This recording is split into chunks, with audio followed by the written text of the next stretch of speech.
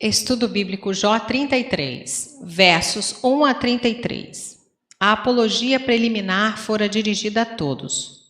Agora, apresentando sua opinião quanto aos protestos de Jó, Eliú dirige-lhe um primeiro desafio, versos 1 a 7. Ele cita declarações de Jó, versos 8 a 11, e as rebate com suas razões, versos 12 a 30. Ao final, o incentivo desce mais uma vez, versos 31 a 33. Verso 1. Ouve, pois, Jó. Eis uma característica do estilo de Eliú, que, por vezes, diferentemente de seus amigos, dirige-se diretamente a Jó, chamando-o pelo nome.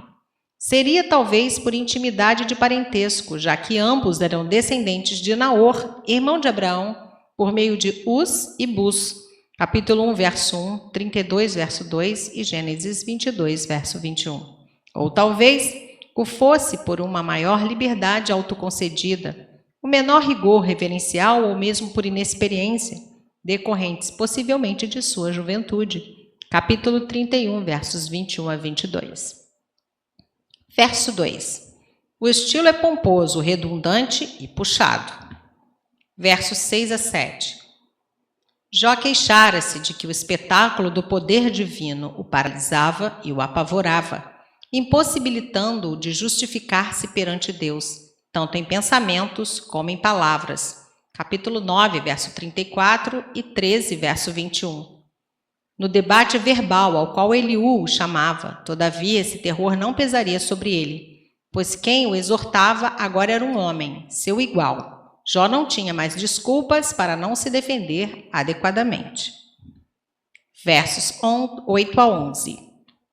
Eliú não interpreta mal a posição de Jó. Jó, sim, dera assentimento em seu envolvimento com o pecado humano, capítulo 7, verso 21 e 13, verso 26. Além disso, seus protestos de inocência foram justificados até onde defenderam sua integridade contra o clamor da hipocrisia e outras acusações excessivas de seus amigos. Não obstante, uma tendência para com uma avaliação excessiva de sua justiça pode ser encontrada ao longo de sua defesa. Capítulo 9, verso 21, 10, verso 7, 12, verso 4, 16, verso 17, 23, versos 10 a 12, 27, versos 5 e 6, 29, versos 7 a 25, criando um conceito de que se torna quase incrivelmente atrevido e ousado em suas últimas palavras, capítulo 31. Outro sim, ressalte-se a precisão das citações de Eliú, capítulo 33, verso 10, versos 13, verso 24, capítulo 19, verso 11, 30, verso 21 e capítulo 33, 11, versos capítulo 13, verso 27. Verso 9. Estou limpo, sem transgressão. Eliú está resumindo e interpretando as declarações de Jó em capítulo 9, verso 21, 10, verso 7, 12, verso 4, 16, verso 17, 23, versos 10 a 12, 27, versos 5 e 6, 29, versos 7 a 25 e no capítulo 31. Como exposto, ele não está sendo injusto com o patriarca. Não porque Jó tenha alegado ser imune às fraquezas humanas, capítulo 7, verso 21 e 13, verso 26, mas porque supervalorizou sua justiça própria, questionando, por outro lado, a justiça de Deus. Jó, de fato, era um homem justo e nada fizera que servisse de causa específica para seus sofrimentos. Entretanto, era tão carente da graça de Deus quanto qualquer outro homem. A seus olhos, nossa justiça é como trapo de imundícia. Isaías 64, verso 6. Versos 12 a 30. Quando Eliú cita a adicional lamentação de Jó, acusando Deus de não prestar contas de qualquer de seus atos, versos 13, capítulo 19, verso 7, capítulo 30, verso 20, pode parecer que ele abandona as dúvidas de Jó quanto à justiça de Deus muito rapidamente. Versos 8 a 12, para só retomá-las mais tarde, capítulos 34 a 37.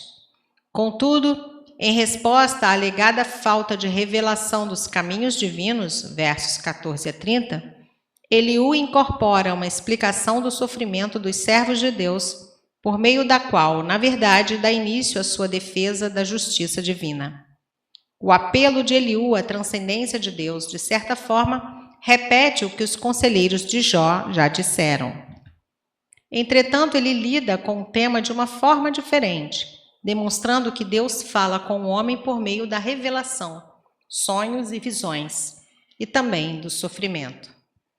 Vale esclarecer que nos dias do Velho Testamento, Deus falava com o seu povo por meio de diversos instrumentos especiais que deixaram de ser usados depois que se concluiu a revelação do Novo Testamento. Deus não abandonou o povo de sua aliança para tatear sem a luz da revelação autorizada. Hoje ele nos fala por meio das Sagradas Escrituras e de seu Espírito Santo. Verso 15. Em visão de noite. Vide capítulo 4, versos 13 a 17. Verso 18, cova, uma referência ao reino dos mortos. Versos 22, 24 e 30. Versos 19 a 30. Jó lamentou que seu sofrimento não era merecido. Eliú afirma que Deus permite o sofrimento como uma forma de levar o homem a se submeter à sua vontade e a arrepender-se. Verso 27. De modo que sua vida possa ser poupada. Versos 24 a 30. Assim, Deus permite o sofrimento para benefício espiritual do homem. Deus permite que o corpo seja afligido para o bem da alma. Ao contrário dos conselheiros de Jó, capítulo 5, verso 1, Eliú via lugar para a graça de Deus por mediação no sofrimento do justo. Versos 23 e 24. A obra de Jesus Cristo para justificar o pecador, salvando-o e santificando-o, transparece claramente nesse relato. Verso 23.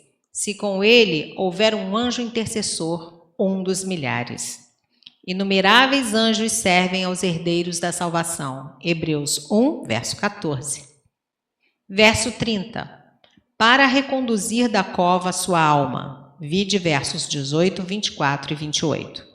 No íntimo de tal revelação encontra-se o princípio e os propósitos da graça divina. Os homens vivem sob a sombra dos portadores da morte. Verso 22. No entanto, vez após vez, verso 29, a graça intervém. Algumas vezes, uma revelação especial se introduz como advertência para evitar o mal proposto e assim livrar o homem das consequências desastrosas do pecado. Versos 15 a 18. Outras vezes, a revelação vem na 1/10 hora, quando a maldição de um castigo severo conduz o homem à beira do abismo. Versos 19 a 22. Ali, então, observa-se a notável restauração das bênçãos da justiça. Versos 25 e 26. Celebrada por um salmo de confissão e de ação de graças. Versos 27 e 28. Tal livramento realiza-se a partir do confronto do homem com o que lhe convém, ou seja, com o caminho certo para ele. Versos 16 e 23, que o conduz ao arrependimento. Este é o processo da redenção pela misericórdia de Deus. Verso 24. Nota: a filosofia da instrução divina, os meios da instrução divina, sonhos, versos 15 a 18, a aflição, versos 19 a 22, e mediador, verso 23. Os propósitos da instrução divina, instruir o homem, verso 16, apartar o homem do seu desígnio, verso 17, livrar o homem da soberba, verso 17, e salvar o homem da morte, versos 18, 24 e 30. E os resultados da instrução divina: arrependimento, verso 27, redenção, versos 24 e 28, dependência, verso 26, alegria, verso 27, e iluminação, verso 30. Versos 31 a 33. Considerando os julgamentos dos quais Jó foi alvo, embora o castigo severo possa realmente ser uma bênção, ele estigmatiza o crente, colocando-o em uma posição humilhantemente baixa na comunidade dos santificados. Eliú, diferentemente dos demais conselheiros, viu o castigo no contexto redentivo como computado e governado pelo princípio da graça soberana, uma vez que a graça é, pela sua própria natureza, soberanamente livre, pode conceder a bênção do castigo com mais abundância sobre os santos que relativamente tenham a menor necessidade, como Jó. Eliú, portanto, não se refere aqui aos homens ímpios, mas à sua descoberta de que o sofrimento, que é uma operação da livre graça de Deus, é claramente a chave para os benefícios além do previsível.